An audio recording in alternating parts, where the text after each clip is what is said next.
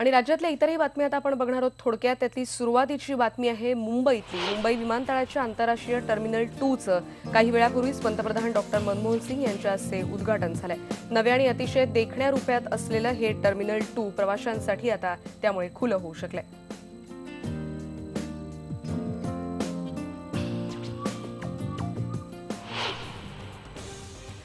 भारतीय राजनैतिक अधिकारी देवयानी खोब्रागडे मायदेशी निघाले. त्यांना पूर्णपणे राजनैतिक संरक्षण बहाल करण्यात आले. त्यांची भारतामध्ये बदली करण्यात आली आहे.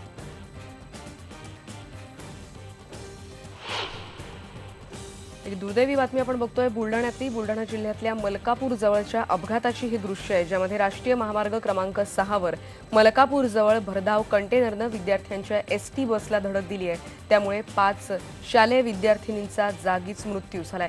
मलकापूरच्या काटी गावाकडून ही एसटी जात होती आणि सकाळी 7 वाजता झालेल्या या घटनेत 39 विद्यार्थी जखमी झालेत. त्यातल्या काहींची प्रकृती गंभीर असल्याचं कळतंय. मलकापूरच्या गोदावरी रुग्णालयात त्यांच्यावर उपचार सुरू आहेत.